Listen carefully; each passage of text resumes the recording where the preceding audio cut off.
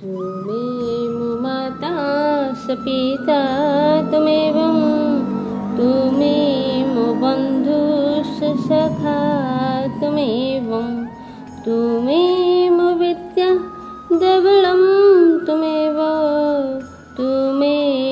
शरदेव मम देवदेवम्। अर्थ पंचम अध्याय।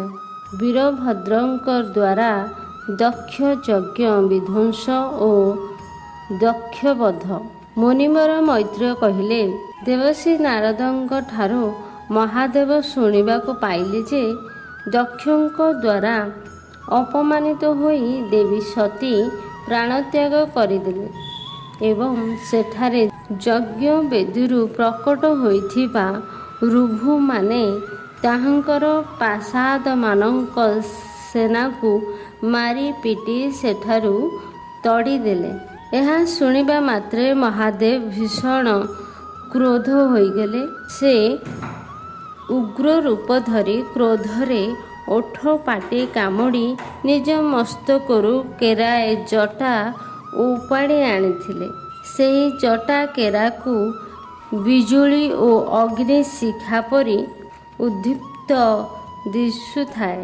ମହାଦେବ ସହସା ଠିଆ ହୋଇପଡ଼ି ଗମ୍ଭୀର ଅଟ୍ଟହାସ କରିବା ସହିତ ସେହି ଜଟାକୁ ତଳେ ପିଟି ଦେଲେ। ତାହା ତଳେ ପିଟି ହୋଇଯିବା ମାତ୍ରେ ସେଥିରୁ ଏକ ବିରାଟକାୟ ହୃଷ୍ଟପୁଷ୍ଟ ପୁରୁଷ ଉତ୍ପନ୍ନ ହୋଇଥିଲେ।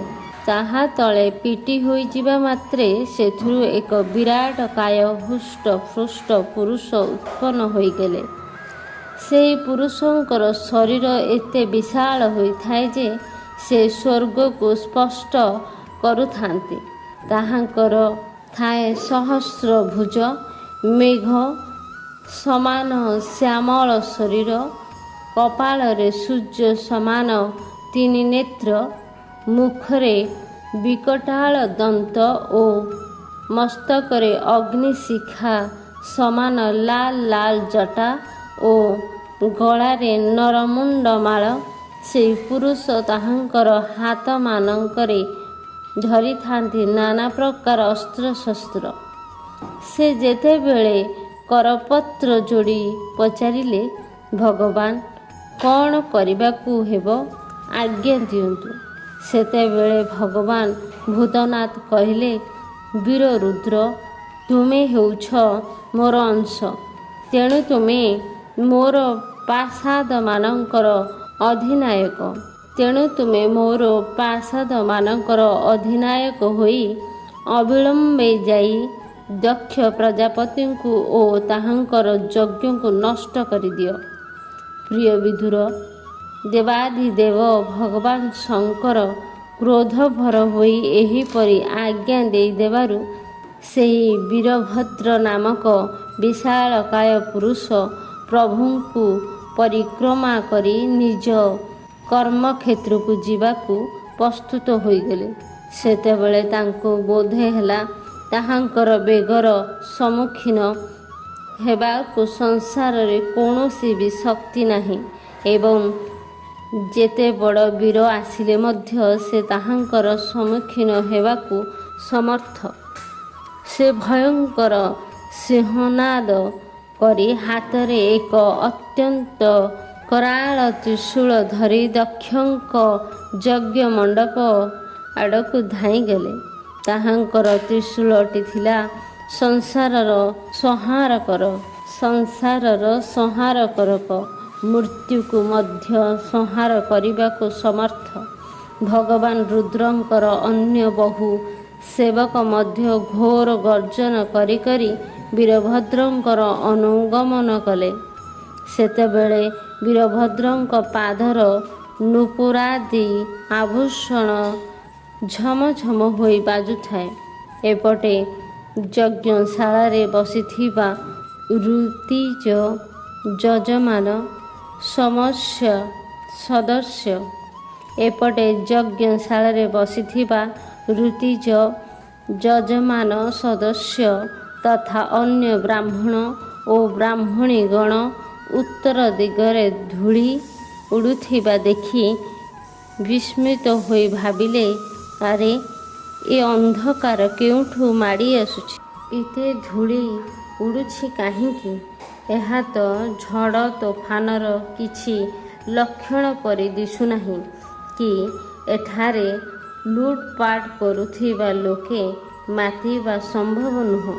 କାରଣ ଅପରାଧୀମାନଙ୍କୁ କଠୋର ଦଣ୍ଡ ଦେଉଥିବା ରାଜା ପ୍ରାଚୀନ ବହି ଜୀବିତ ଅଛନ୍ତି। ଏହା ତ ଗାଈ ଗୋଠ ଫେରିବାର ବେଳ ମଧ୍ୟ ନାହିଁ। ତଥାପି ଏତେ ଧୂଳି କାହିଁକି ଉଡ଼ୁଛି? ସଂସାରର ପ୍ରଳୟ ସମୟ ଆସିଗଲା ନା କ'ଣ? ଏତିକି ବେଳେ ଦକ୍ଷ ପତ୍ନୀ ପ୍ରସୂତି ଏବଂ ଅନ୍ୟ ନାରୀମାନେ ବ୍ୟସ୍ତ ଓ ବ୍ୟାକୁଳ ହୋଇ କହିଲେ, ସବୁ ଝିଅଙ୍କ ଆଗରେ ବିଚାରୀ ନିରପରାଧୀ ସତୀଙ୍କୁ ପ୍ରଜାପତି ଦକ୍ଷ ଯେଉଁ ହତାଦର କଲେ, ଲାଗୁଛି ଏହା ହେଉଛି ସେହି ପାପର ଫଳ। ଅଥବା ଏହା ସମ୍ଭବତଃ ସଂହାର ମୂର୍ତ୍ତି ଭଗବାନ ରୁଦ୍ରଙ୍କୁ ଅନାଦର କରିବାର ପରିଣାମ। ପ୍ରଳୟ କାଳ ଆସିଗଲେ ଭଗବାନ ରୁଦ୍ର ଯେତେବେଳେ ନିଜର ଜଟାଜୁଟ ମୁକୁଳା କରି ଏବଂ ଅସ୍ତ୍ର ଶସ୍ତ୍ରରେ ସୁସଜ୍ଜିତ ନିଜର ଭୁଜମାନଙ୍କୁ ଧ୍ୱଜା ପରି ବିସ୍ତାର କରି ତାଣ୍ଡବ ନୃତ୍ୟ କରନ୍ତି, ସେତେବେଳେ ତାହାଙ୍କର ତ୍ରିଶୂଳ ମୁନରେ ଅଥବା ଏହା ସମ୍ଭବତଃ ସଂହାର ମୂର୍ତ୍ତି ଭଗବାନ ରୁଦ୍ରଙ୍କୁ ଅନାଦର କରିବାର ପରିଣାମ।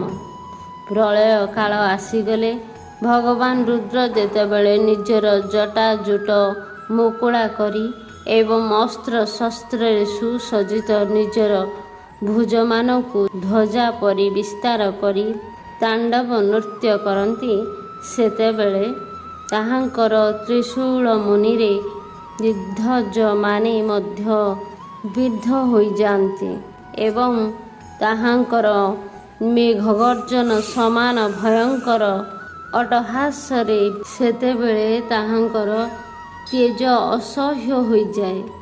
ସେ ତାହାଙ୍କର କ୍ରୋଧପୂର୍ଣ୍ଣ କୁଟିଳ ଭ୍ରୁକୁଟି ହେଉଛି ବଡ଼ ଦୂଷଣ, ବଡ଼ ଦୁର୍ଦ୍ଦର୍ଶୀ ବୋଧ ହୁଅନ୍ତି ଏବଂ ତାହାଙ୍କର ବିକଟାଳ ଦନ୍ତ ପଙ୍କକ୍ତିରେ ତାରାଗଣ ଅସ୍ତବ୍ୟସ୍ତ ହୋଇଯାଆନ୍ତି। ସେହିପରି କ୍ରୋଧର ଭଣ୍ଡାର ରୁଦ୍ରକୁ ଯେ ବାରମ୍ବାର କ୍ରୋଧ କରାଏ, ସେ ସାକ୍ଷାତ ବିଧାତା ହୋଇଥିଲେ ମଧ୍ୟ କ'ଣ ତାହାର ମଙ୍ଗଳ ହେବ? ମହାତ୍ମା ଦକ୍ଷଙ୍କ ଯଜ୍ଞରେ ବସିଥିବା ଲୋକେ ଭୟ ହେତୁ ଏକ ଆରେକକୁ କାତର ଦୃଷ୍ଟିରେ ଚାହିଁ ଏହିପରି ନାନା ପ୍ରକାର ଆଶଙ୍କା ପ୍ରକାଶ କରୁଥାନ୍ତି। ଏତିକି ବେଳେ ଆକାଶରେ ଓ ପୃଥିବୀରେ ସର୍ବତ୍ର ସହସ୍ର ସଂସାରରେ ଉତ୍ପାତ ହେବାକୁ ଲାଗିଲା।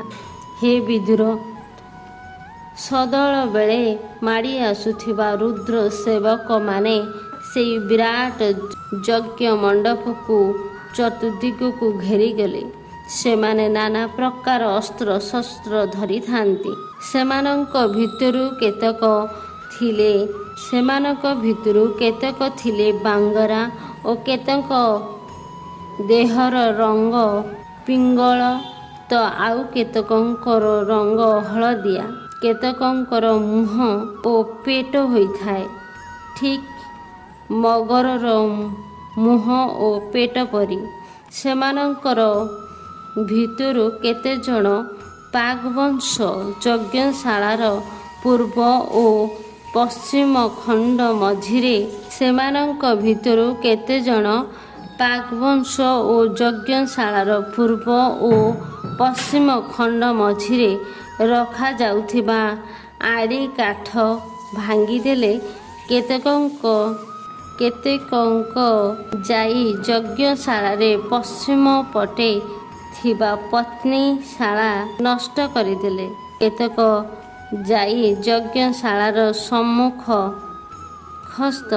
ସମ୍ମୁଖସ୍ଥ ସଭାମଣ୍ଡପ ଏବଂ ମଣ୍ଡପ ଆଗରେ ଉତ୍ତର ଦିଗରେ ଥିବା ଅଗ୍ନି ଧଶାଳା ଭାଙ୍ଗିଦେଲେ। କେହି କେହି ଯାଇ ଯଜ୍ଞମାନ ଗୃହ ଓ ରୋଷେଇ ଘର ଭାଙ୍ଗି ଛିନ୍ଛତ୍ର କରିଦେଲେ। କିଏ ଯାଇ ଯଜ୍ଞର ବିଭିନ୍ନ ପାତ୍ର ଗୁଡ଼ାକ ଭାଙ୍ଗିଦେଲା, ତ କିଏ ଯଜ୍ଞ କୁଣ୍ଡର ଅଗ୍ନି ଲିଭାଇ ଦେଲା।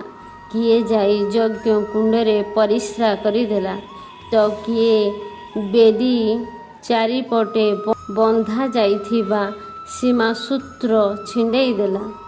କେହି କେହି ମୁନିମାନଙ୍କର ପରିହାସ କଲେ, ତ କେହି କେହି ନାରୀମାନଙ୍କୁ ଡରାଇବା ଧମକେଇବା ଆରମ୍ଭ କରିଦେଲେ।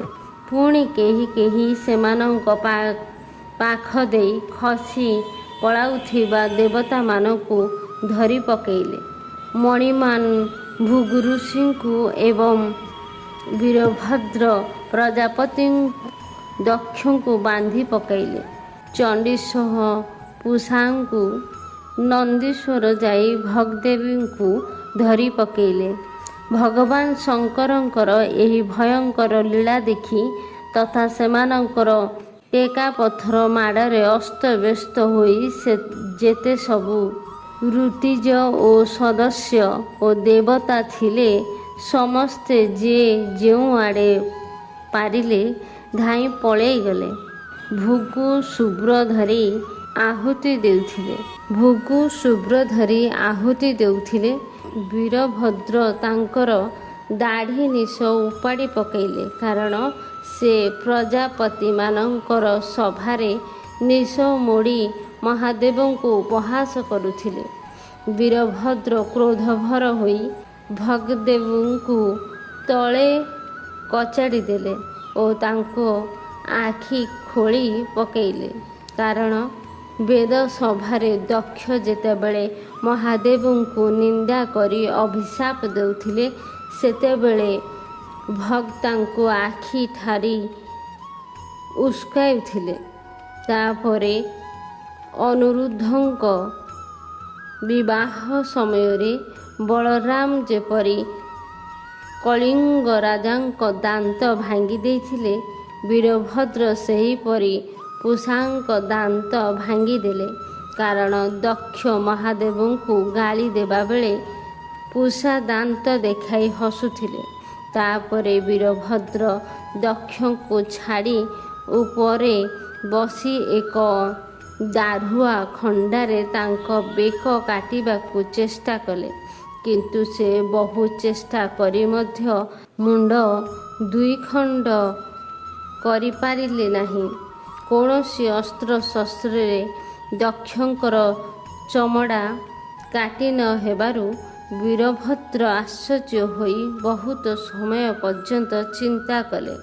ଶେଷରେ ଯଜ୍ଞ ମଣ୍ଡପରେ ଯେପରି ଯଜ୍ଞ ପଶୁଙ୍କୁ ମରାଯାଉଥିଲା, ସେ ଯଜମାନ ହୋଇଥିବାରୁ ଦକ୍ଷ ରୂପୀ ପଶୁର ମୁଣ୍ଡଟାକୁ ସେହିପରି ଗଣ୍ଡିରୁ ଅଲଗା କରିଦେଲେ। ତାହା ଦେଖି ଭୂତ ପ୍ରେତ ଓ ପିଶାଚମାନେ ତାଙ୍କୁ ପ୍ରଶଂସା କରି ବା ବା କଲେ। କିନ୍ତୁ ଦକ୍ଷଙ୍କ ଦଳର ଲୋକଙ୍କ ଭିତରେ ହାହାକାର ଖେଳିଗଲା। ବୀରଭଦ୍ର ଅତ୍ୟନ୍ତ କୋପାନଳ ହୋଇ ଦକ୍ଷଙ୍କର ମୁଣ୍ଡଟାକୁ ଯଜ୍ଞର ଦକ୍ଷିଣାଗ୍ନିରେ ପକାଇଦେଲେ ଓ ଯଜ୍ଞଶାଳାରେ ନିଆଁ ଲଗାଇଦେଲେ। ଯଜ୍ଞ ବିଧ୍ୱଂସ କରିଦେବା ପରେ ସେ କୈଳାସ ପର୍ବତକୁ ଫେରିଗଲେ। ଇତି ଶ୍ରୀ ଶ୍ରୀମଦ୍ଭାଗବତେ ମହାପୁରାଣେ ପରମହଂସ ସଂହିତାୟେ ଚତୁର୍ଥ ସ୍କନ୍ଧେ ଦକ୍ଷ ଯଜ୍ଞ ବିଧ୍ୱଂସ ନାମ ପଞ୍ଚମ ଅଧ୍ୟାୟ।